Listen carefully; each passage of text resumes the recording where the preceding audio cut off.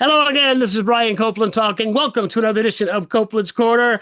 We got a great show for you today, but we're going to start things a little bit differently because I have a very, very special guest. I want to spend a couple of minutes with before we bring the rest of the panel in. This gentleman is actually, your resume sounds a lot like mine. He's a comic, an actor, a TV host, a writer. He has got a New York Times best-selling book out called Separation of Church and Hate, A Sane Person's Guide. John Fugelsang joins us. Hey, thanks for doing the show, man. I appreciate it. Hey, Mr. Copeland, thank you so much for letting me come on. So the book is brilliant. Saw you on the Daily Show too, where you killed it, by the way. For those who have not heard of it yet, have not picked it up, tell us exactly what it is that an overview kind of what the premise of the book is. Thank you. My book is called Separation of Church and Hate, A Sane Person's Guide to Taking Back the Bible from Fundamentalists, Fascists, and Flock-Fleecing Frauds.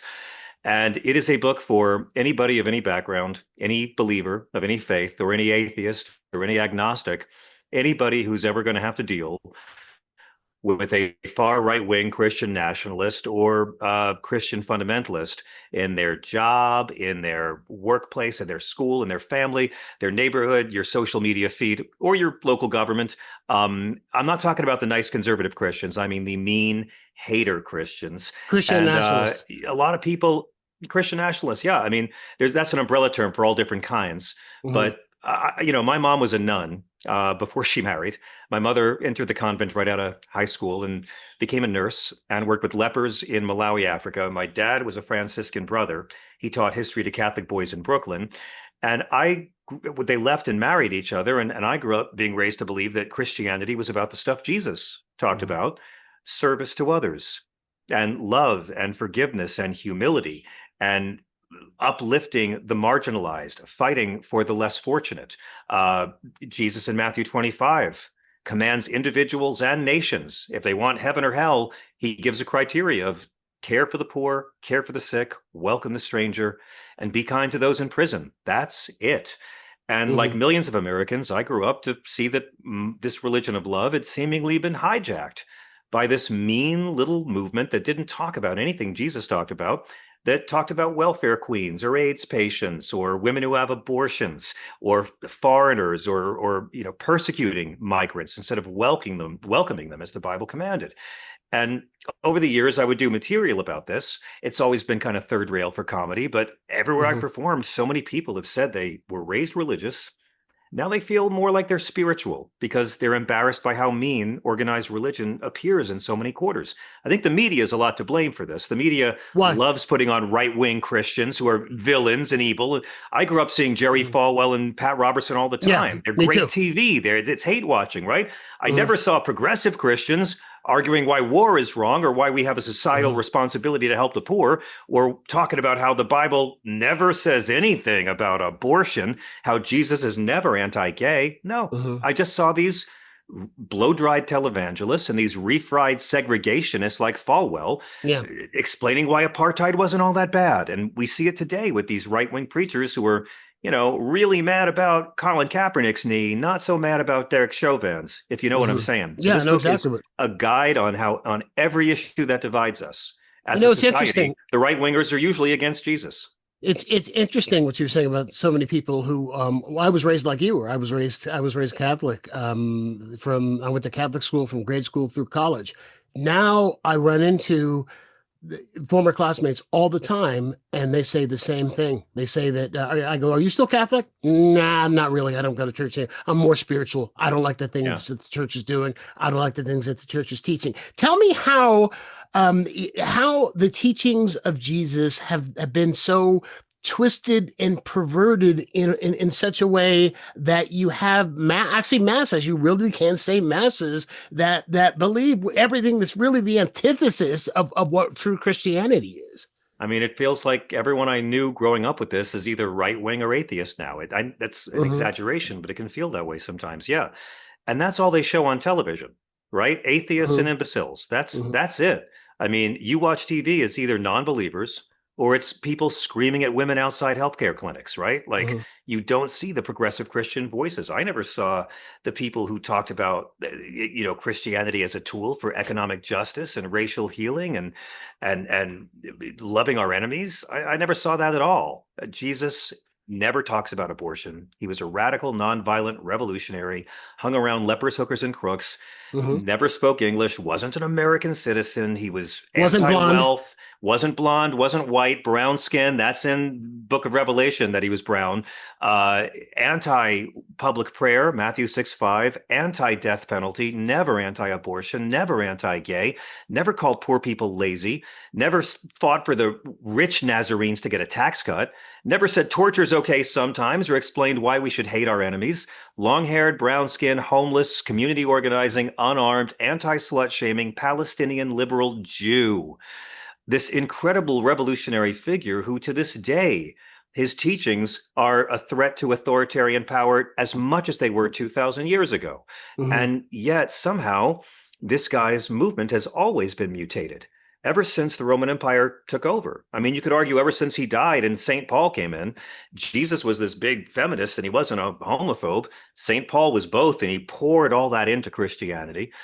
Then Rome takes over the church, and suddenly it goes from being this abused little minority to becoming an imperial religion that gets to persecute others. And so they're slaughtering pagans. Then the Crusades come and they're slaughtering, the Jews and the Muslims. But here's the truth about it. And the most important part is that throughout history, there's always been a history of Christian authoritarianism. Hmm. But it's the Christ followers and their allies, both non-Christians and atheists, who have always pushed back. So you got the Crusades, right? And they're slaughtering Jews and Muslims for Christ. And this is when they first began thinking, well, we don't have to follow Jesus's teachings if we're slaughtering people and forcing his religion on them. That's how they get around it, because Hmm. their true religion is power. That is what they worship. They don't care about the teachings of Jesus. They use Jesus to get power. That's what we see now. Hmm. God and Jesus command us to welcome the stranger. God says treat the alien as one of your own. Jesus says individuals and nations will be judged by how they welcome the stranger. These folks have been brainwashed into preferring Donald Trump's way of seeing things and rejecting both God and Jesus. So you How got do the they Crusades, justify right? this? And St. Francis. I'm sorry. Go ahead. Go ahead. I'm sorry. Go Well, ahead. St. St. Francis Francis. quits the Crusades, and he preaches against violence and war. You got doctrine of discovery. The Pope says go and rape foreign lands and take their resources. Columbus is slaughtering the Taino people, and like the first act of protest by a white person in this hemisphere was the Catholic priest on Columbus's mission, Bartolomeo de las Casas, who back then knew the way he was treating the indigenous people was barbaric and wrote to the Queen protesting it. You have slavery is propped up by Christianity, and it's the real Jesus followers like Frederick Douglass and the Quakers and Harriet Tubman who resist. I mean, Christianity propped up the Holocaust, and you saw brave Christians like Bonhoeffer sacrifice their lives for their Jewish brothers and sisters. Christianity propped up segregation, Yeah. and Dr. King used the Bible to shame white Christians out of this American apartheid. This is always the struggle. And we've seen it in the last 30 years. How many of us have talked so many parents and grandparents out of so much homophobia, because homophobia is the opposite of everything Jesus ever taught. They Hmm. take all that stuff out of Leviticus. Christians don't follow Leviticus. If they did, you'd have to stone Donald Trump to death for adultery. What I'm saying is Yeah. there's an amazing history of Christian activism in this world, and it's almost always manifested itself in this resistance to Christian authoritarianism. There's the Uh, Christians and the Christ followers, the Christian nationalists and the Jesus followers. Jesus is about humility. The right wing has always been about power. As far as well, the great thing about the book is you know scripture backwards and forwards, and even I was telling you earlier that I had went to Catholic school through from grade school through college, and I don't know scripture backwards and forwards. So when you get into an argument or a disagreement with somebody who does knows a lot more scripture, at least the words, maybe not the meanings behind them than you do, it is difficult to have an argument. And when you're arguing with somebody who, and you do have, well, I'll give you a perfect example. I'm sure you're familiar with the Westboro Baptist Church. I And am surely, proud to have been picketed by the Westboro Baptist Church when I did a show with Margaret Cho in Kansas City. I'm very proud to have been picketed by them. really. Really, Yeah, I think they're great. I think they were the unsung heroes in the war on homophobia because so many conservative Christians were like, "Well, I'm not altogether comfortable with gay Mhm. marriage, but I don't want to be with those assholes." And I Oh, they think were in that crazy. sense, they They were drove a lot of absolutely crazy. conservatives to the center.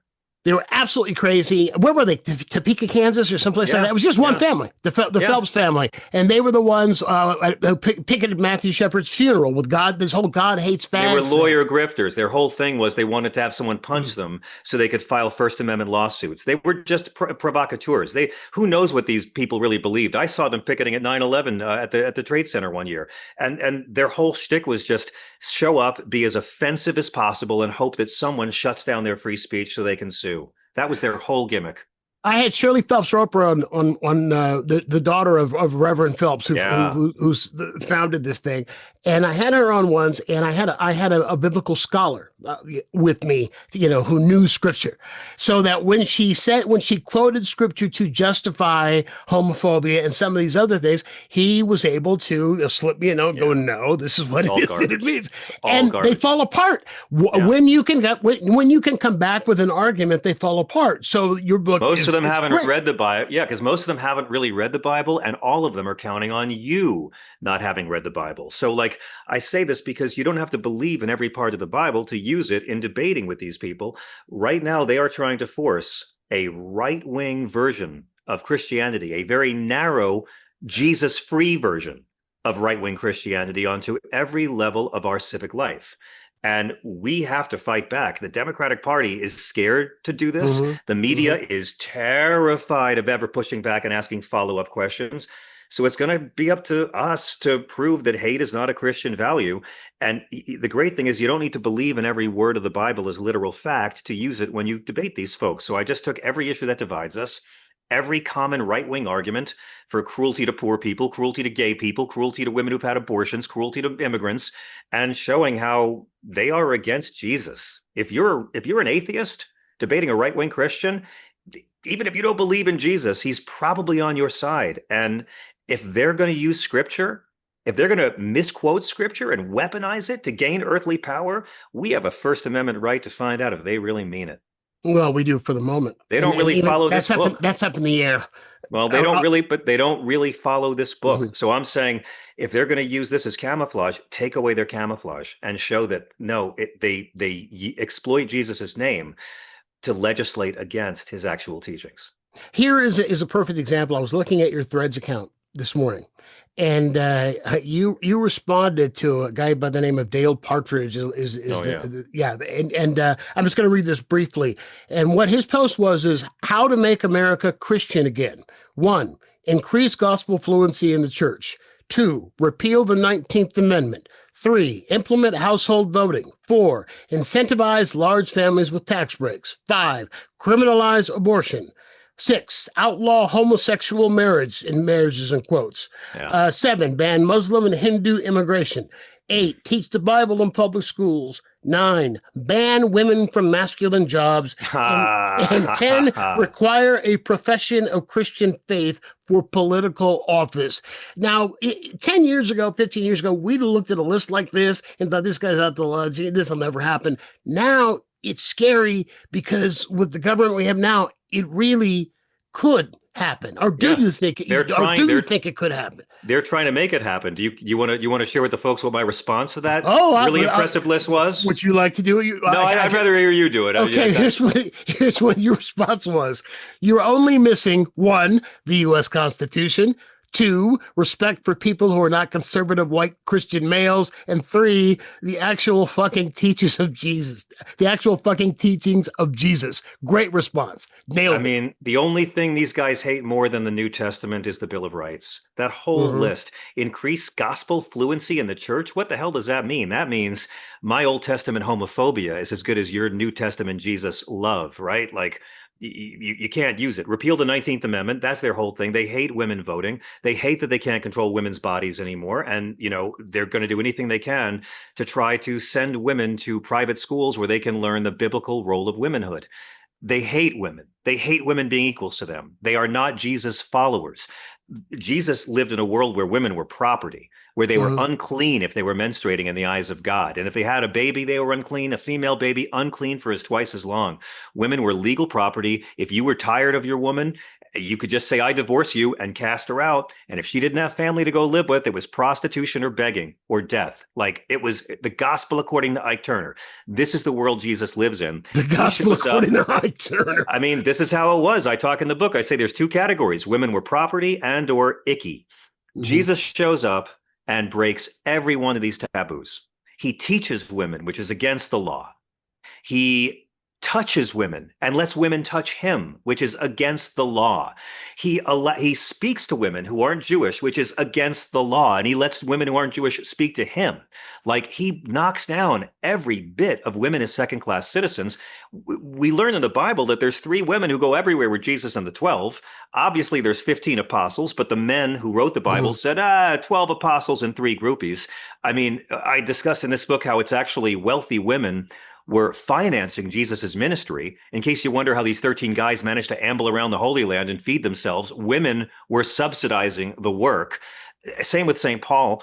The famous story of the bleeding woman who's bleeding. Sam Cooke did a great song about it. She touches the hem of his garment. It's a cute story, but we're not taught the context. This woman had spent 12 years being unclean in the eyes of God because the law weaponized women's bodies against them. And menstrual blood, which gives us life, was considered dirty and unholy and awful. So this woman was breaking every law by going out in public, venturing into a crowd, touching Jesus to get healed. She legally made Jesus unclean in the eyes of God, according to the law. And Jesus turns around and says, daughter, you're healed, you're forgiven, go in peace. It's the only time he ever calls anybody daughter. And he says it to a ritually unclean person who just broke the law to make him unclean in the eyes of God. This woman violates the taboo. Jesus breaks the taboo for good. It's amazing, Brian, that these misogynists think that Jesus is on their side. He's the most raging feminist in the Bible.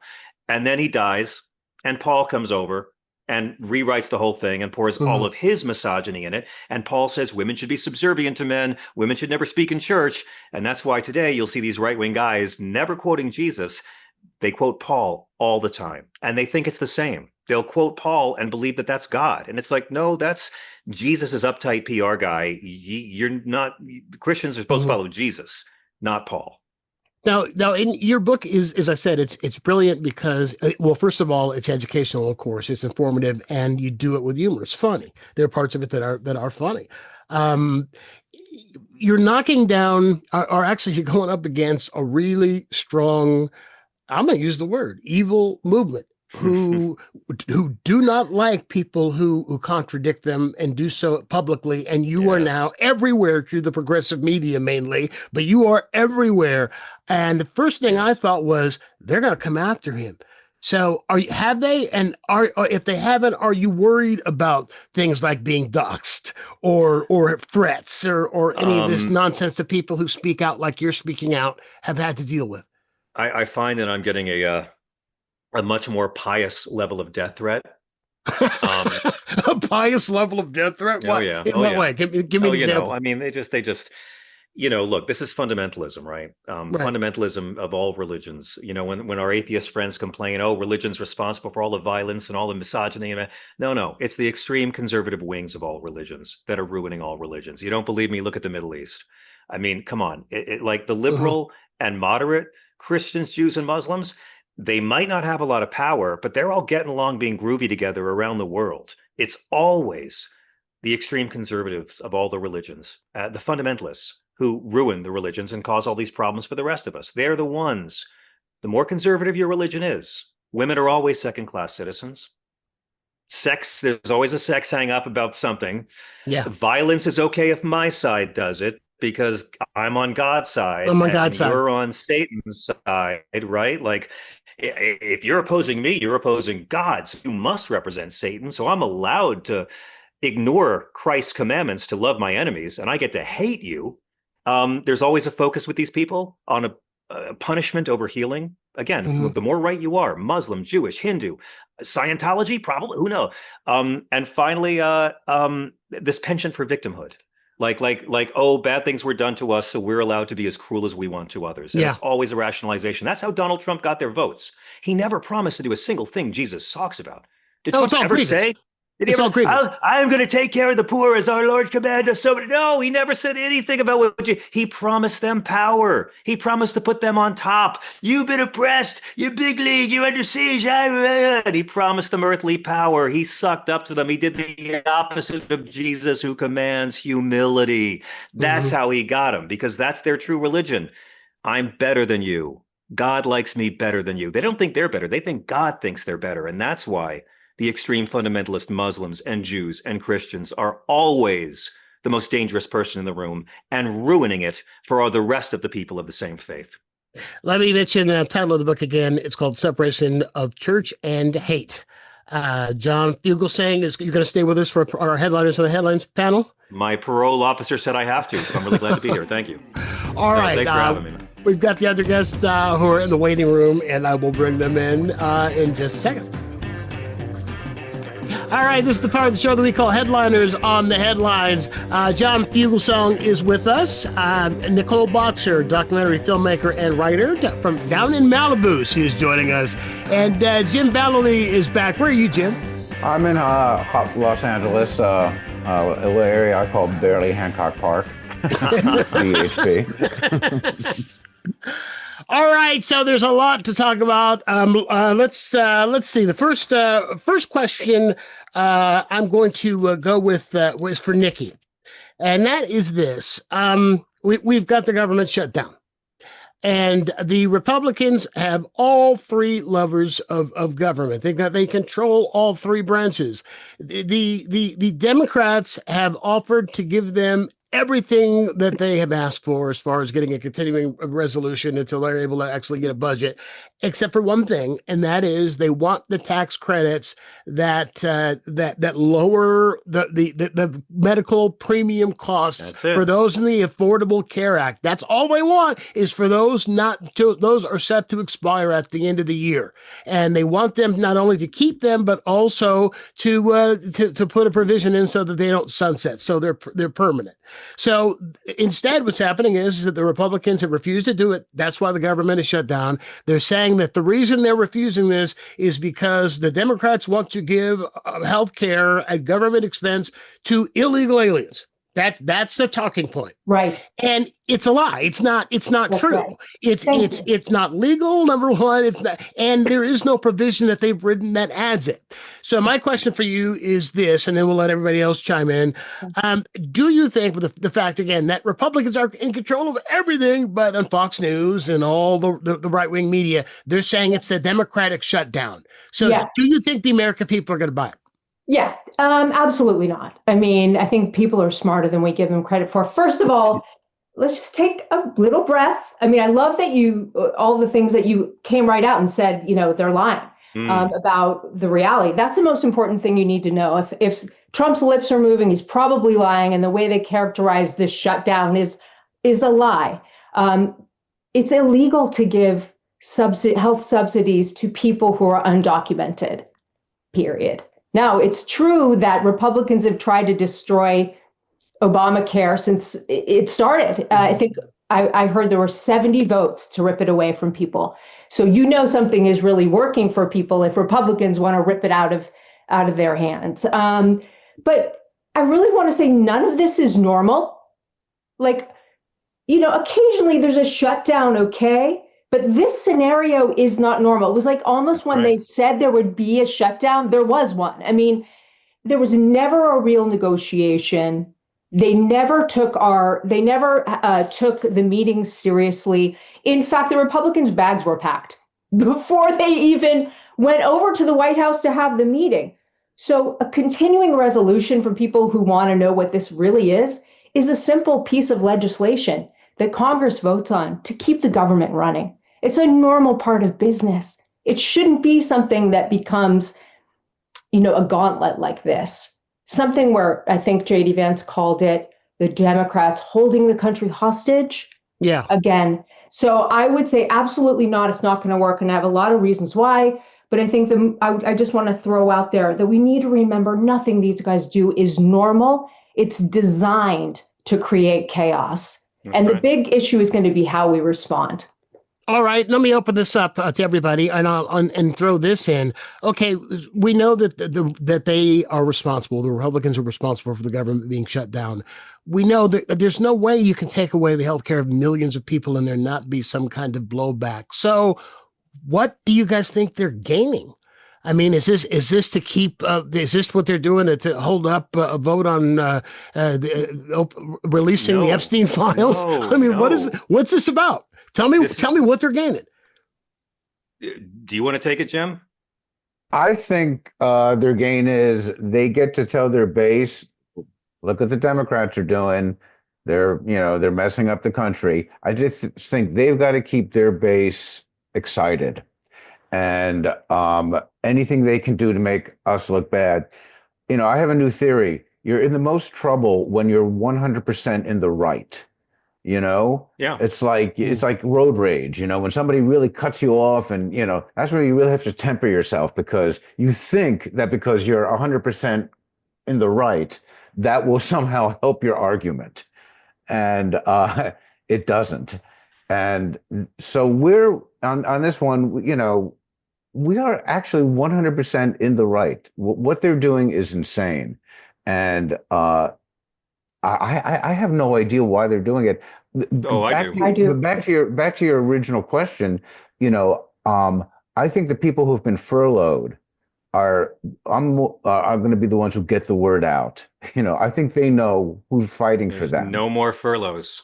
They're going to be fired. No, he's firing thousands of federal workers. That's what it's about. Look, this is the whole thing. I don't mean to be bleak about this, but Donald Trump is trying desperately to get greater control over every level of government and all of our institutions. And we see it sending troops into these cities, which is stupid, trying to gain more control over universities, which he will fail at. And of course, they're so scared about the midterms, they're trying to rig elections a year and a half in advance in deep red Texas. They're terrified about it, and they know that Trump can't help them in the midterms next year, which is why they have scheduled to drop 20 million off Medicaid after the 2026 midterms. Yeah. So these people are monstrous, and they forfeited the right to ever call themselves Jesus followers. But this is not the usual thing. Yeah, the Republicans are always responsible for it, but this time Donald Trump's telling him to do it. This is not the furlough and back pay shutdown. They want to fire thousands more federal workers outright when the government, not furlough, firing. This is the boss. If your boss says, hey, company can't make payroll this week, so we decided we're going to eliminate payroll forever, get out. They are going to use this shutdown to gut the government. They don't care about planes crashing without FAA inspectors. They don't care about grandma's Social Security check. Trump thinks government is one giant ICE detention center with like a defense budget stapled to it. And that's why they're happy the Bureau of Labor Statistics is shutting down, because Donald Trump is tired of losing fights with math. This is all part of Russell Vote and Project 2025. It's everything they wanted all along. And they think the American people are going to love them for this. They're bragging about firing Americans again. And the Democrats have been in a tough spot all along, but look, 1/3 of the country is going to be on Republican side no matter what, because they're going to get nothing but that propaganda. It's all about the 1/3 of indifferent people we're always fighting for. And as life gets tougher for them, we know exactly where they're going to go, because like the Epstein files and like the tariffs, this ends really bad for this White House. All right, let's talk about that 1/3 of the people that believe him no matter what. I mean, do you think that because I've always thought that MAGA is a cult. I mean, if you look at the definition of a cult, I mean, it's every single point. The leader who says, you can't believe anyone but me. I'm the only one who can fix it. Anybody who's not a part of our movement is the enemy. All of this stuff. So, does there come a point when back in the 70s, when cults were really, really big, there was actually a business in deprogramming. I had a friend whose brother got sucked into some cult, and his parents had a deprogrammer kidnap him and lock him in a hotel room. And actually, it took like weeks, but he finally. They're just going to get a new cult leader. Yeah. These are the people who hated us for opposing the Iraq War 20 years ago, and they hated us when we were proven right.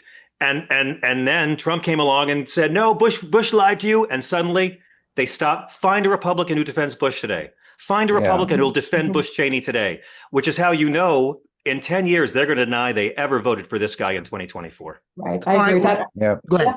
Oh, I was just going to say that there was a deprogramming operation after Trump won, the first term. And a lot of people that had flipped and seen their way out of it were speaking out loud about it. And I think, also when Biden won, there was this reprieve for like 5 seconds. Like, oh, okay, we're back to normal, maybe-ish. And some people felt comfortable outing their family members. But cruelty is the point. I think John is absolutely right. The design for the future that we're looking at here is it's a reality show that's been scripted. It's 4 years out, and we need to get with the program and like crash some of those writers' meetings to see where this all ends up, so we can start to fight back in the way that we need to really stop the worst things from happening.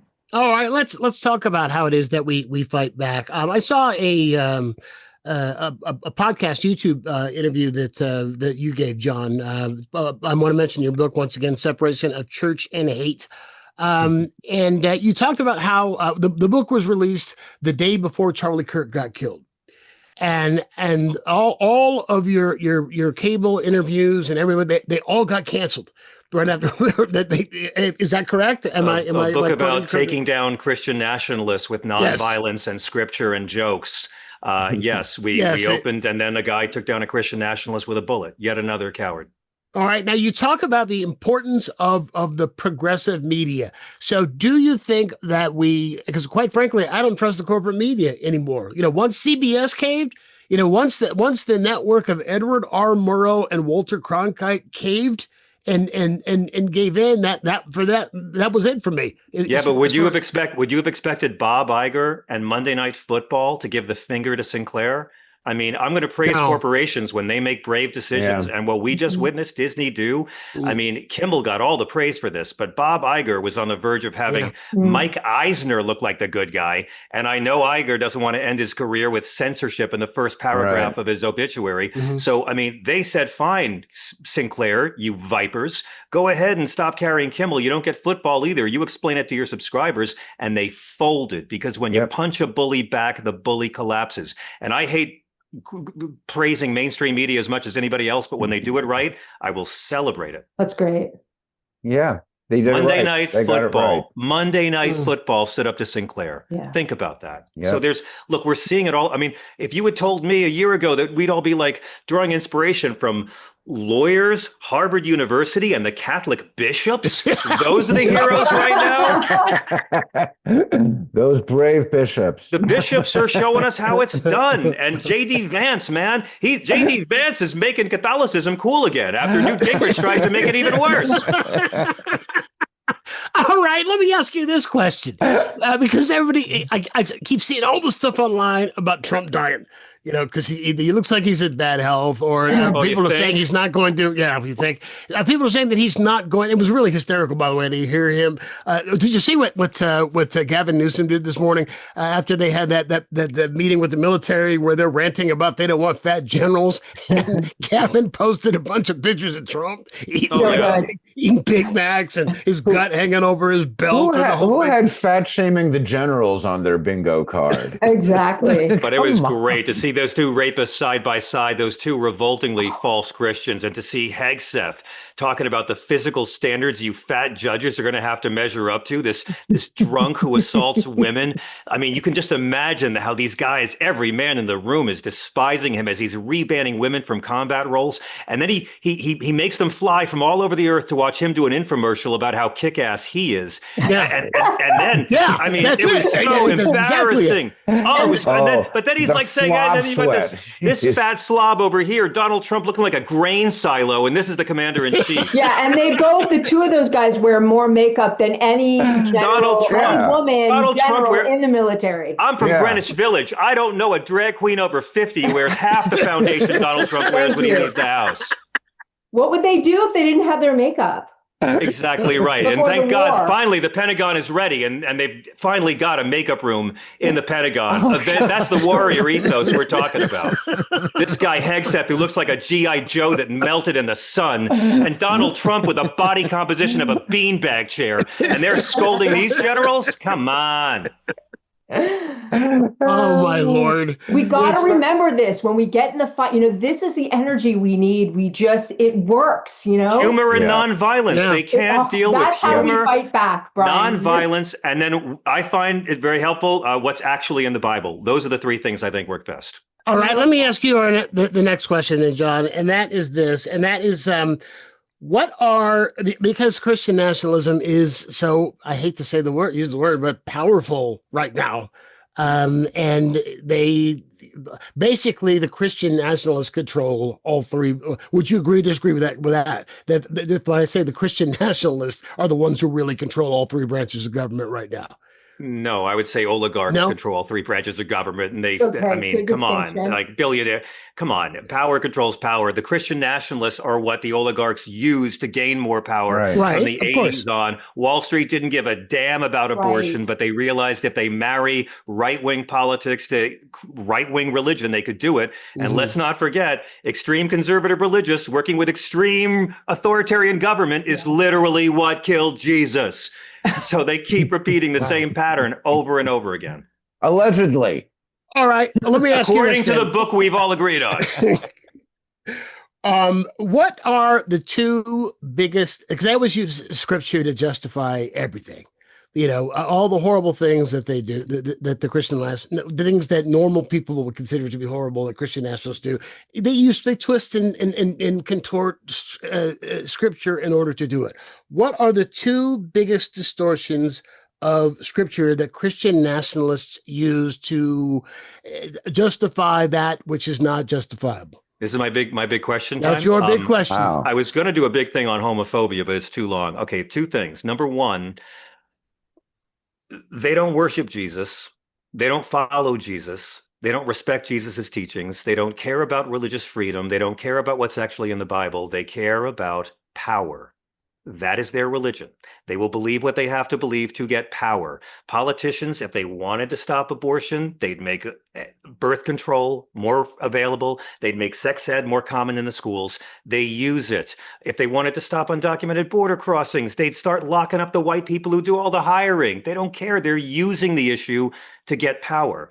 Right-wing Christians don't fight for the things Jesus talked about. I don't hear Turning Point USA talking about caring for the poor, caring for the sick, welcoming the stranger, Jesus' top three.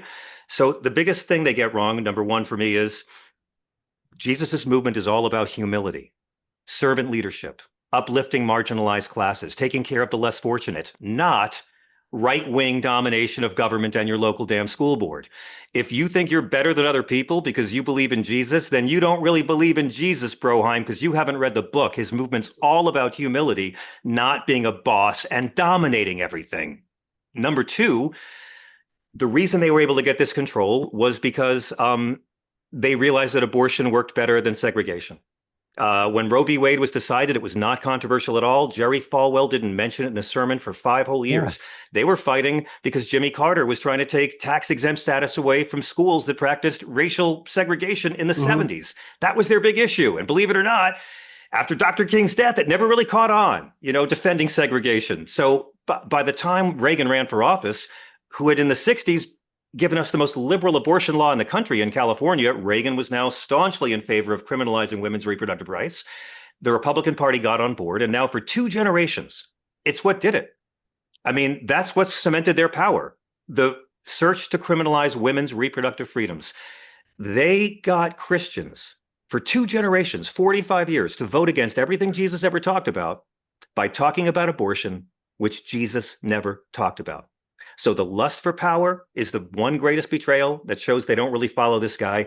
And 2, that they use this issue that Judaism never bans. God never has Moses or Elijah or Paul or Christ or the prophets ever talk about ending a pregnancy. God asserts that a fetus is property in Exodus 21, that a woman's life has more value in his eye. And Jesus opposed the death penalty, never mentioned abortion. They don't follow Jesus, but they were able to use this issue to reprogram Christianity itself in this country into something that votes against the tenets of Jesus and calls the Beatitudes in Matthew 25 woke as a slur. See, it's so weird because I every time I hear the phrase, and there's no other way to describe it, right-wing Christians, I mean, it's an oxymoron. Think about it for a minute. Right-wing Christians. It doesn't make sense. You can't. I mean, well, right-wing Christ followers doesn't make sense. Right-wing Christians, we've seen that since the Crusades. Well, they're not really Christians. I mean, they've used Christianity, as we discussed earlier. There's Christians and there's Christ followers. There's the unauthorized fan club, and then there's people who follow the teachings. Yeah. I just wanted to chime in and say, one of the things that's in this bill, or one of the things that's going to go away in the healthcare provisions, is women, infant, and children subsidies. So WIC, you guys, a program you guys know well. Yeah. So what John, you're so right about I just love the way you talk too. It's like a dance, but like that description, that's the era that my mom, rose it to her congressional seat and then onto the Senate. And very much she was one of the voices that would fight for women's right to choose all of this lunacy was going on. And it always became the focal point of the year of the legislative calendar, because it was something, it wasn't like other issues. It was an organizing principle. And that's what you're talking about here. These Christian nationalists using people to organize around gaining power, while at the exact same time cutting programs for the very things that they claim to believe in. That's it. And so that's why I'm so glad we're talking about this issue. And I hope that we continue to keep it in the zeitgeist by showing exactly the programs they're cutting. Oh, yeah. I mean, how the very fact that the entire country doesn't realize, as you said, Nicole, that they are trying to throw 20 million human souls, low income and disabled people, off of healthcare. That's what the Democrats are fighting for here, and the ACA subsidies. I mean, Medicaid is a program that Christians should be incredibly proud of, that 90 million of us aren't going to die from lack of care, and our tax dollars subsidize this. That's good government. That's voting for the teachings of Christ in a voting booth, and they can't stand it.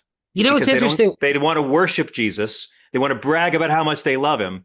They don't want to ever listen to the guy or do what he says. I'm so sorry. It's interesting is that what you talked about, how the wedge issue that they tried to use for years as the wedge issue was segregation, and it did change with Reagan.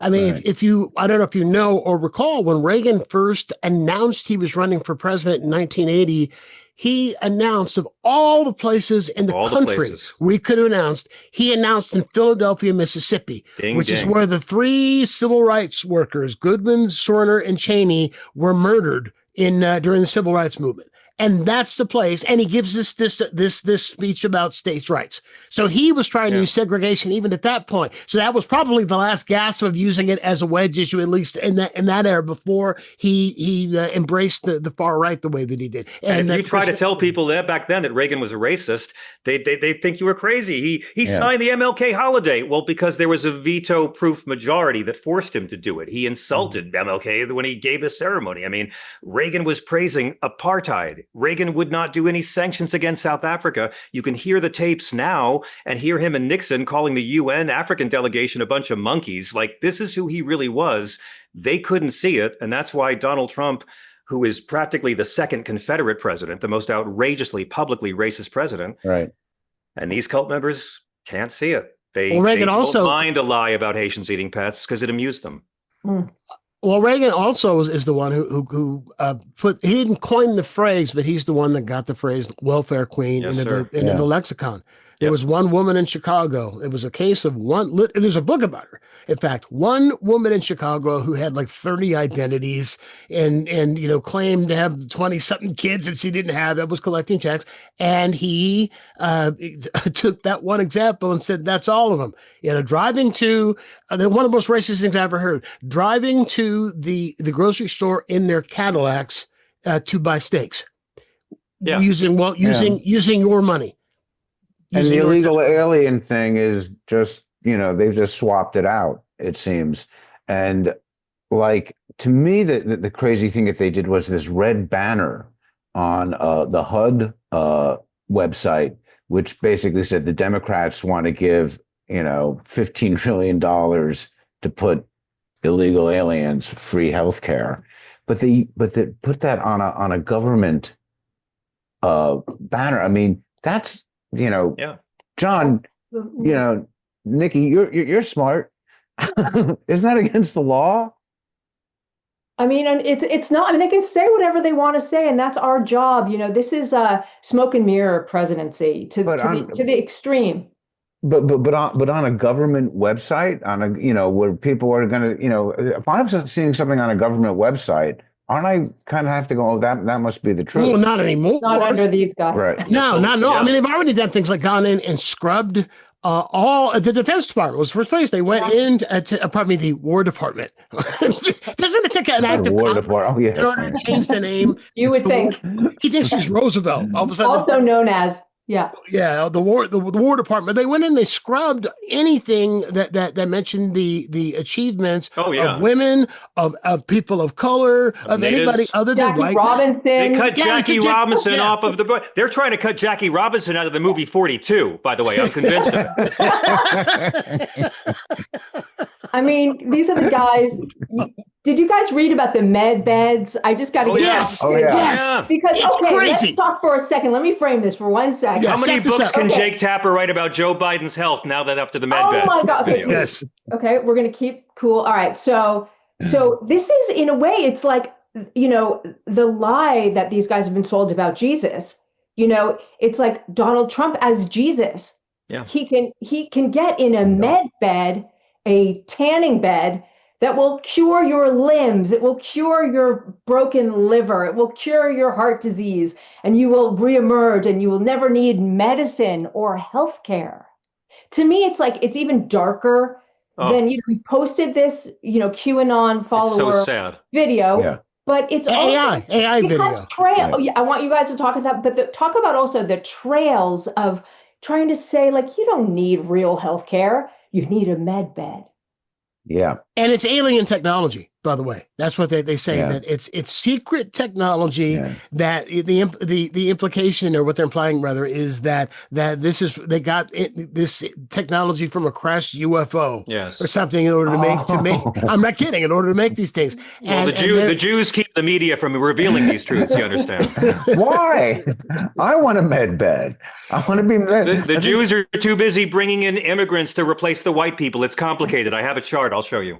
I mean, how I just have such a hard time believing that there are people in this country in the 21st century that would believe. They believe pro wrestling's real. What are you talking about? It's not. They think climate science is fake and pro wrestling is real. You're not surprised by this. Brian, voted for this guy after cops were beaten on the Capitol steps for a lie. They voted after he had cops beaten. It's not about ideology, friends. You're so right. It's funny. It's infuriating. Yeah. It's like, what are we going to do? Because it's that combination of funny and infuriating that we've got to stop these guys in their tracks. I keep going back to that. I know, because I think there's got to be some things that we can play around with. Because when you look at this, though, and you see that he's getting more and more like Hitler every day. I mean, when he is ordering the United States military to, in effect, occupy American cities, and if they find it necessary, attack Americans. I mean, what can normal, regular, middle class, everyday Americans do against that kind of power? I can't fight the Army. I can't fight the Marines. I can't fight the National Guard, for God's sake. I will say the audience shots of the generals the other day buoyed me a little bit. Yeah. It looked like they weren't taking this shit, and I'm sure there were some Trump supporters in that audience, but that I think is, I always think there's someone who doesn't have a lot of power, but has enough power to stop it in the system. I guess that's what this whole firing people instead of furloughing people is about. To get rid of the deep state, or just make government fail. And what, Trump will fix it for you. Is that the plan? Is there a plan? Do you think that these guys? You're right. Don't you think yesterday the generals all gathering was in a way to smoke people out? Like, maybe try to smoke some people out. Obviously, we know it was PR. Ultimately, of course it was. Yeah. It was an infomercial, as somebody mentioned. And also they want to desensitize us and get us prepared. But I think that we have to stick together. Like we have to be in the streets and we have to stick together. And I was thinking about Move On earlier, like in my head, like Move On was so effective. I think that we've got some great leaders as individuals in the party. I think of Cory Booker, I think of Chris Murphy, I think of Gavin. Gav, different people that are out there doing different things. And 2026 could be this time where if we could just start now, but that's the organizing that we need, that organizing principle to get us, lined up and ready to go. It just can't come soon enough for me. What do you guys think of Proposition 50 in California? In the special election that's going to allow California to do what Texas did, and that's to gerrymander. Yeah, to gerrymander some districts that are red so that they're blue, so that the Democrats are able to steal more seats, just like the Republicans are doing. And there are other blue states thinking of doing the same thing. We're at least asking for a vote on it. Well, we have to have a vote on it. And it's being done as self-defense. They're not trying to take away more than 5 districts. It's being done as self-defense, not to commit the same sin against the other party. All right, so you're okay with it? If they were trying to do 6 seats, I would say no. They are trying to make sure that the 5 seats Texas is stealing from the House of Representatives will still be balanced out. And it's going to take away the vote of conservatives all over the state of California. All right. So does this make gerrymandering something that I mean, maybe it is something that's just already part of politics, it's awful, and it's going to forever. It's self-defense. Pass a law. Have you looked at like Jim Jordan's seat? Have you seen the map? Everyone should Google it. It looks like a spleen. That's like my mother's former seat. I mean, it was insane. And yeah, I think it's a weapon. It's a weapon in the arsenal of the powerful.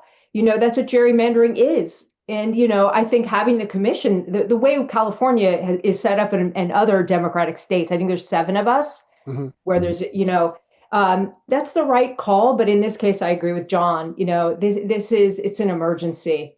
And this is the shit we need to be doing. And I'm glad we did vote, and I'm glad we talk about it, but we must win. Yes on 50. Do you think that the Democrats have spent too much time bringing knives to gunfights? Is that an accurate description? Well, we are anti-gun. Well, when did they brought knives? I thought they brought spreadsheets to gunfights. Knives would be a step up. Bumper stickers. I think Democrats really lead at bringing expensive, useless consultants to gunfights. I'll give them credit for that. A lot of private jets to get to those gunfights. Pleasure paying for those. The whole when they go low, we go high thing, it was aspirational. It was, it made us feel good, but it hasn't been very effective, has it? You're right. You're right. We need a change in leadership. We need younger voices. We need to get with what's going on right now. I adore and love, the elders in our party, and that's great. And we're in different times right now, and we really need to use everything at our disposal to fight.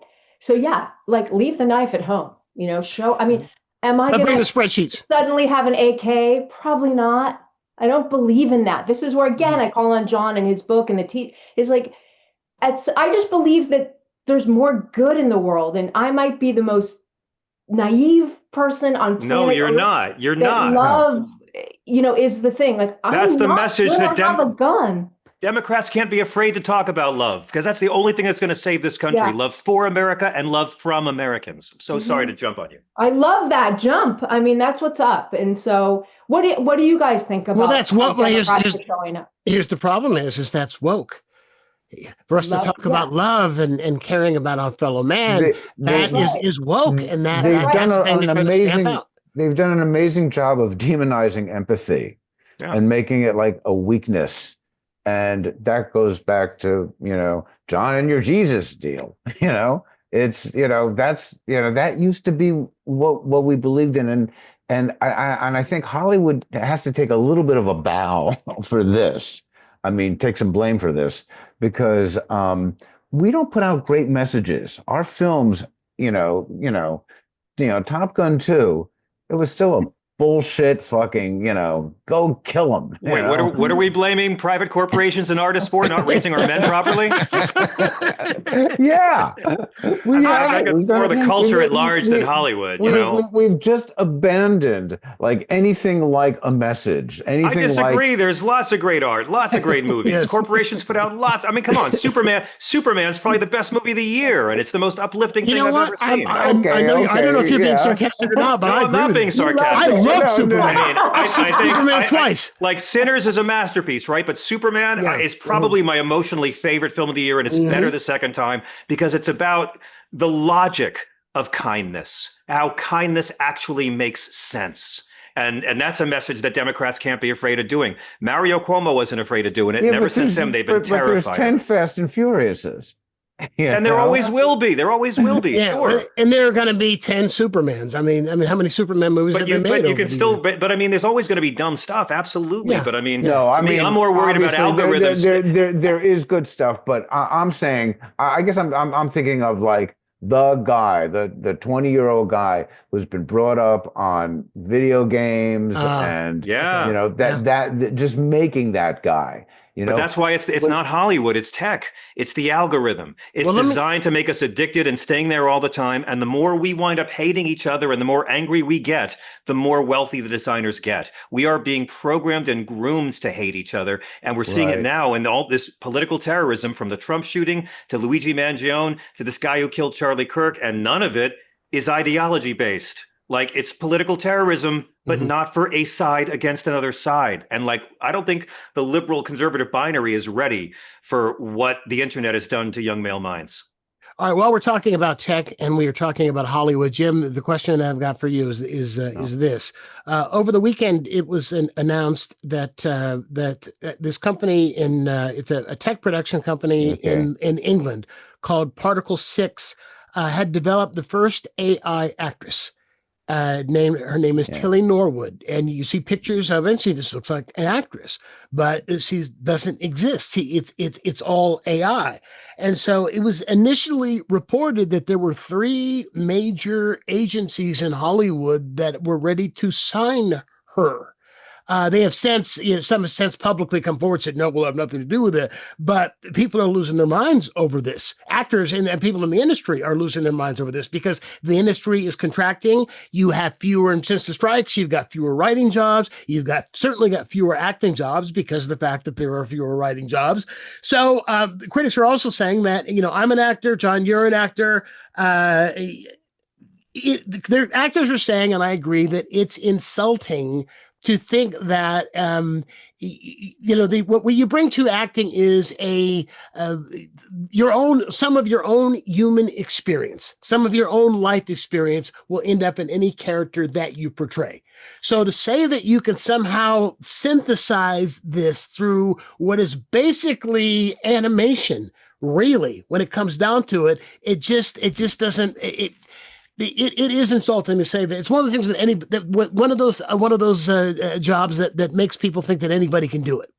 So Jim, the question for you is: do you think that the critics of Tilly Norwood are right? Is this an insult to actors? How scared should they be? Because they are running scared. Because if this does become a trend, and if in fact it does somehow work, then they will at some point be able to replace live cast with a cast of Tilly Norwoods. Yeah. So how scared should the industry be? Well, it's certainly going to be a change. One part of your question is like, acting is of course an art, but so is editing, so is music, so are all these other elements that we put in to entertainment to help manipulate an audience's reaction. So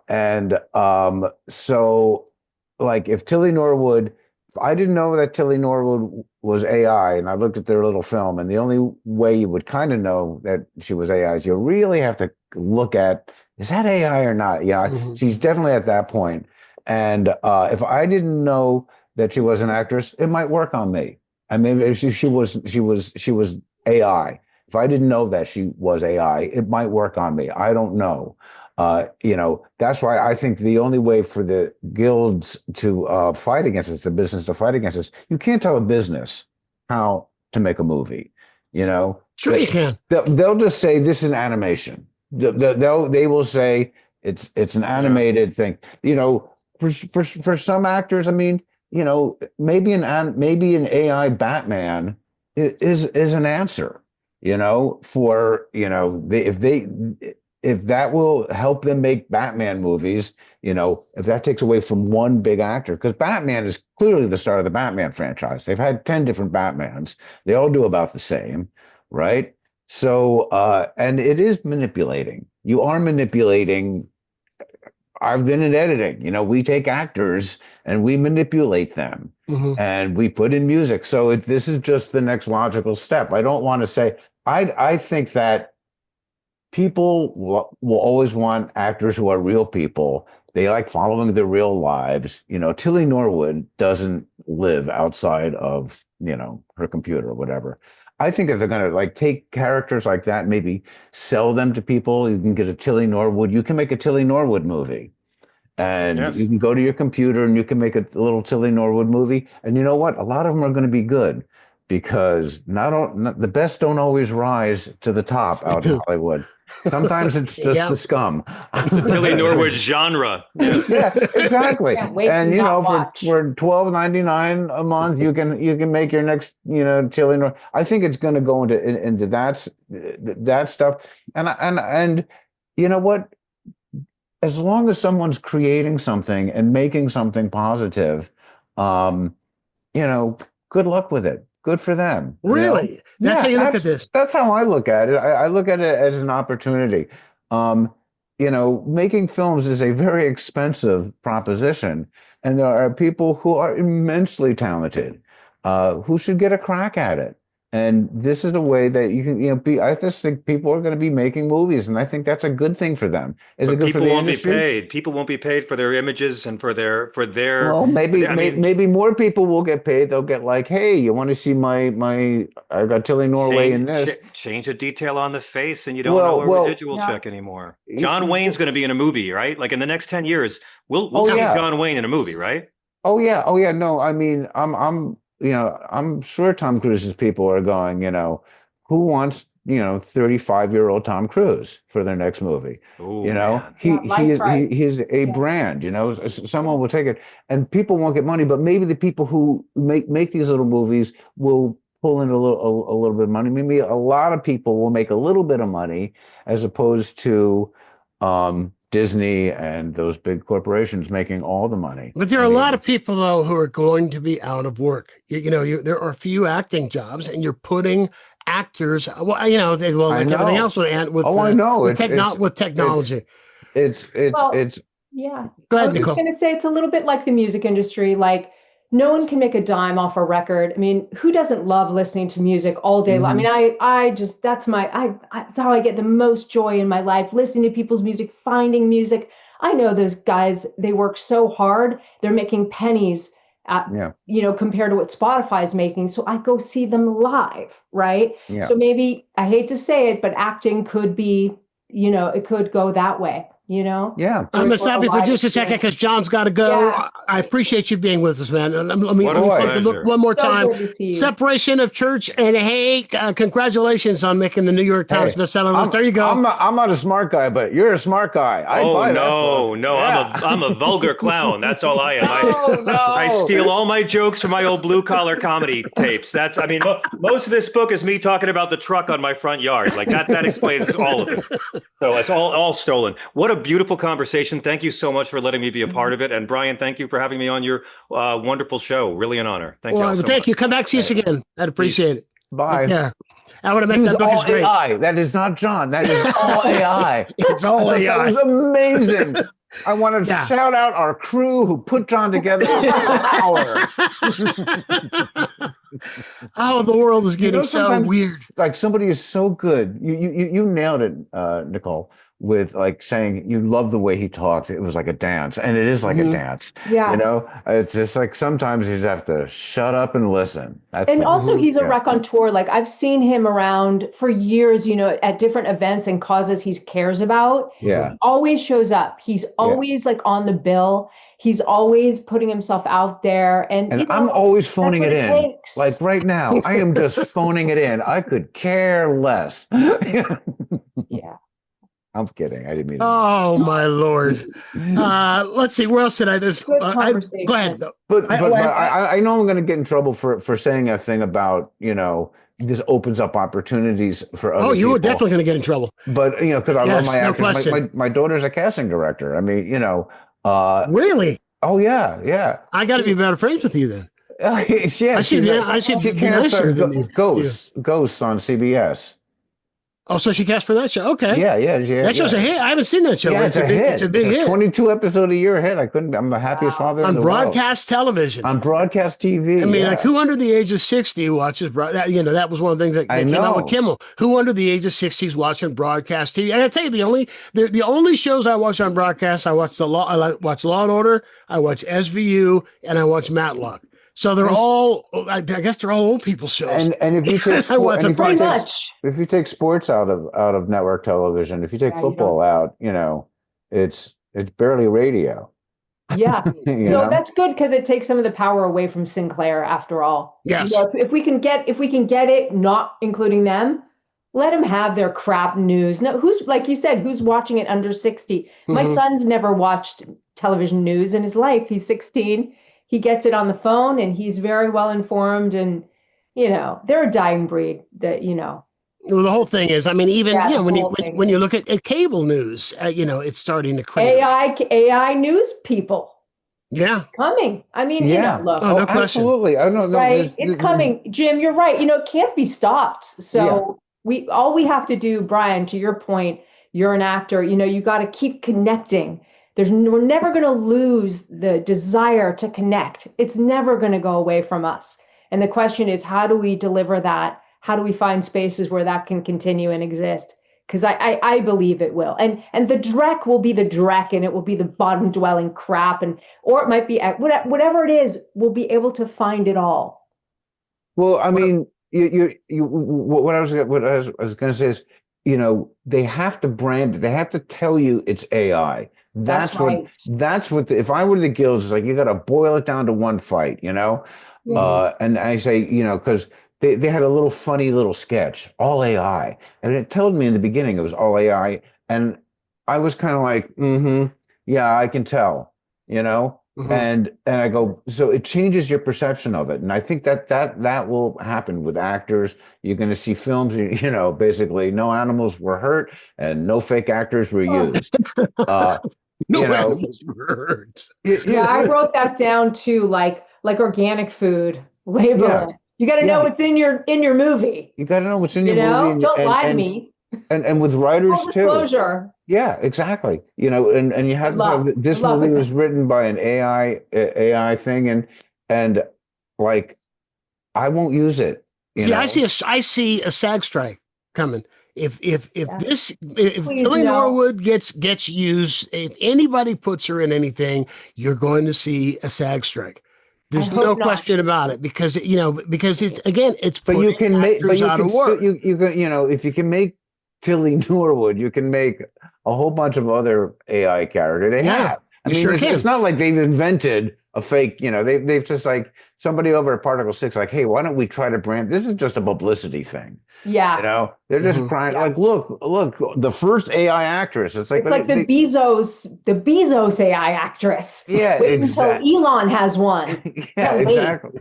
And Nelly totally, I was like, it's just a thing that they're making, and they're going to make it, and good for them, and keep it out of our business. But I mean, I can also see, like, saying we're doing an AI Batman, and everybody in is like, because it's all practically CGI'd anyway. Yeah, or Superman or any. Or Superman. Yeah, it's like, I don't think you need, like, a star to bring their special, it's Batman. I mean, there's not a lot of fucking range going on. The costume is the star. It really boils down to how you play Bruce Wayne, quite frankly, in that. But is there anybody who's really a draw anymore other than Cruise? I mean, every Cruise movie that comes out, it's an event. I haven't seen it in years. No. Is there, when and I hate to say, again, I sound like get off my lawn, but, but when we were kids, there were stars that we would go and see. People would go and see a movie because Burt Reynolds was in it. You know who's a star? Who? Jeremy Allen White. Tell me I'm wrong.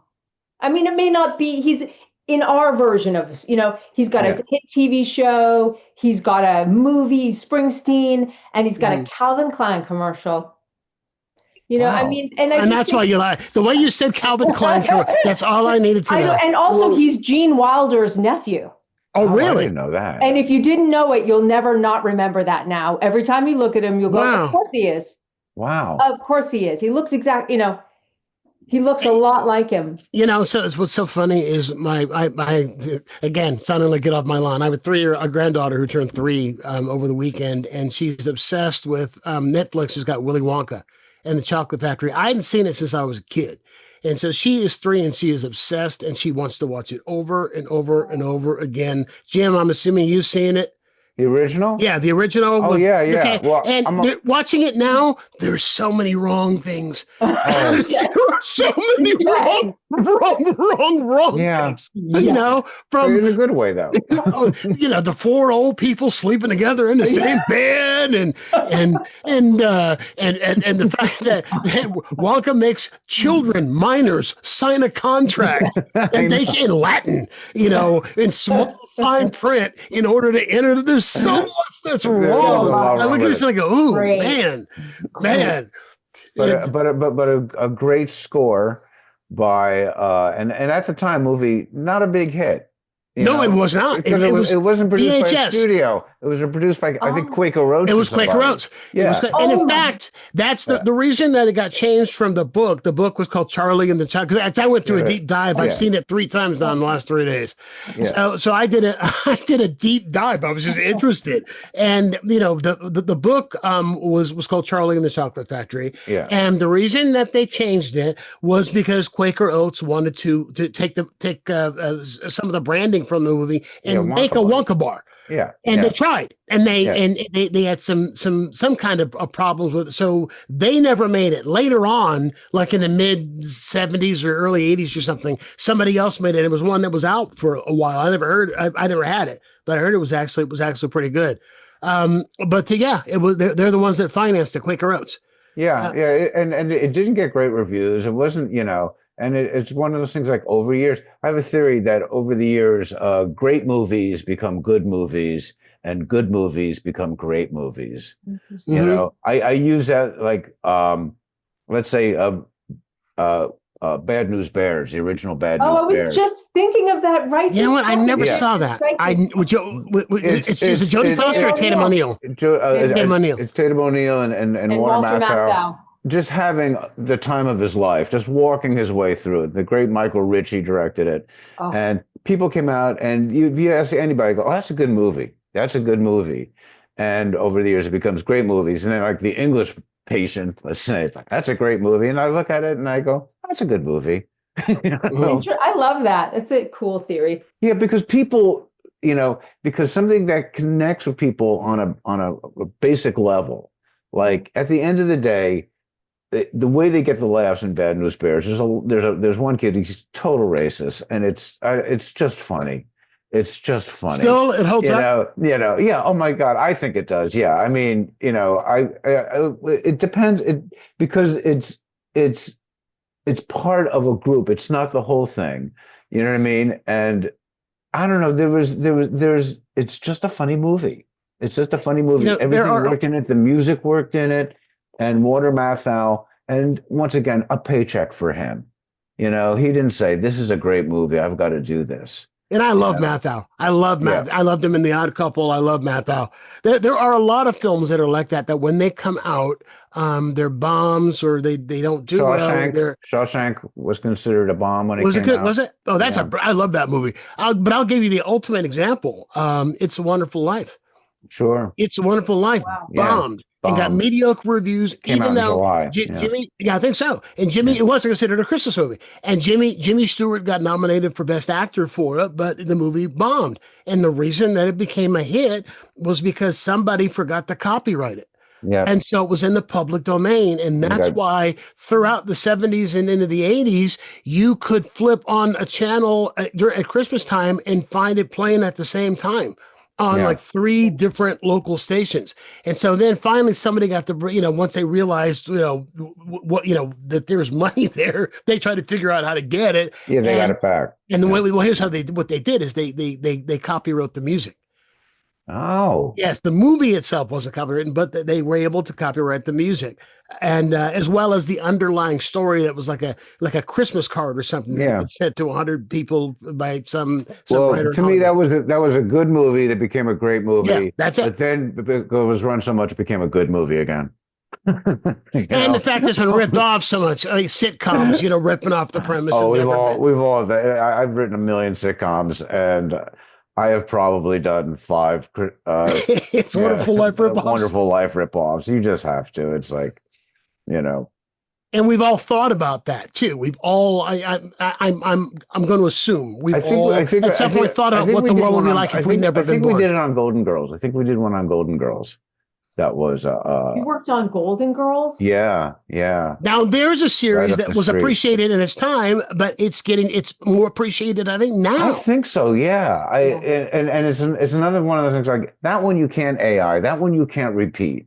They've tried a million times to bring back Golden Girls, and they kind of have like I would say, what was it, A Hunt in Cleveland, but it still just didn't have that chemistry. And I knew when I was working on it, it was like, oh, this is like The Honeymooners. I remember thinking to myself, it's like my first real writing job, which also bombed, by the way. The Honeymooners bomb? Sure did. The half hours with Audrey Meadows. You need to write a book, Brian, about. Wow. You need to write a book about TV and movies, like. I know more useless information about entertainment than anybody alive. More useless information. Listen, you guys, I got to bounce because I'm actually coming up to San Francisco for the weekend. Awesome. Well, you should holler while you're up here. And actually, we're at the end of the hour, so it's fabulous time. Well, anything you want to plug? Nicole, anything you want to mention? I mean, there's stuff to come. I'm writing a TV pilot right now, Jim. I'm in your land. Oh, great. A sitcom to Fox, and I'll tell you guys more as we go forward. Well, we did get the green light to go to pilot. That's amazing. Awesome. I know. Congratulations. Yeah. And it's starring Ken Jeong. Oh my God! Really? Fabulous! This is a go. Wonderful. I'm giving you the green light right now. Can you give us a name? Are you allowed to? Well, I'll tell you. Give you some of the premise. Okay. So it's loosely based on my mother used to work in a congressional district office in Marin for Congressman John Burton, and so we took sort of this idea that a congressional district office is a walk-in clinic for bureaucratic problems. Like any problem anyone has, you go to the district office and they will help you. Until you find out Ken Jeong is your congressman, he just got there and he has no interest in helping you whatsoever. It's sort of like Ken just wants, Ken's character just wants front row tickets to the Celtics game. Is that so wrong? Fabulous. And the district staff, of course, who none of whom actually voted for him. And will they work it out? Oh, that sounds great. It's a fun office comedy and with a little bit of Congress, but no politics. Multi-cam or single? It's single. Is it broadcast TV or is it? No, we're actually doing it for Fox. Really? So yeah. And they're amazing. great. Really? They're great. Yeah.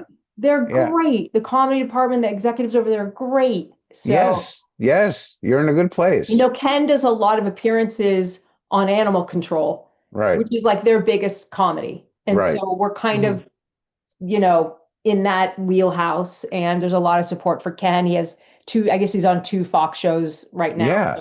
Anyway, I'm dancing in your world, Jim, and I'm learning a lot. And Enjoy it. My showrunner is Adam Chase. Do you know Adam? I know Adam Chase. I love Adam Chase. I know the name. I don't know. Yes. Yeah. I know I worked with him on something. Yeah, he was on Friends and he was on Mom. Yeah, and Mom. Yeah. And I knew when I was over Chuck Lorre's place for a little while. Yeah. And, one last person. Do you know Andrew Lenchewski? Give me some credits. He did Royal Pains. Do you know Royal Pains, Brian? Royal Pains. I know the name, on but I don't think I ever USA. saw It's it. now on Netflix. So it had Yep. 8 seasons. Yep. It's about a concierge medicine in Yep. the Hamptons. Who's Yep. in it? It's I'm terrible with stuff like that. So, but Tilly Norwood's in it. Billy Norwood. Tilly Norwood. And she's fantastic. Listen, give me a second. I'm like, can I set up a meeting with you and Tilly? are you a comic? No, That Tilly time- would be perfect for this. I think her and Right. Ken have a real chemistry. You know what I mean? They have chemistry. You can feel it. You can feel it. So Well, if everything goes well, we'll be shooting the pilot soon. Amazing. Good luck Well, with it. congratulations. Thank you so much, Jim. Yes. It's great to Keep- see you again. This keep is our comedy second alive. time on the I know Copeland we're podcast. like buddies. We're like friends. Aww, This is let's good be news. real life friends in real I would life. love like me and that. Bri. I would love Okay. that. Well, All we'll right. sit down and me and Mitch Horowitz, or I see him do when I'm it. out there, and let's all Excuse me, go and drop have the a name. coffee. My writing partner. Nicole, it's always a pleasure. I know you So got to good to write see some you, things. buddy. Okay. Good luck with your show. And good luck. with I your hope, show. I hope it Thanks. gets picked up. Bye. Yeah. Talk All soon. right, Jim, anything you want to mention? I'm taking a nap tomorrow, and I'll talk to you later, man. This is all All good. right. Okay. Take All care. right, Jim, I appreciate you being with us. Well, that is our show. I want to thank you for watching. If you caught us over YouTube, thank you for listening. If you were listening to the audio version of the show, I have a favor to ask. Please like and subscribe. Subscribe to you on the blah. I can't speak now because it's the end. So if you're watching us on YouTube, subscribe. If you are listening to us, iTunes, Spotify, Amazon, 2 things. 1, subscribe. And secondly, if you would go and give us a 5-star review, that would be great if you like the show, because what that does is it helps people to find us. So I will check you out next week with another panel if the world is still here. Until then, be kind to your neighbor. He knows where you live.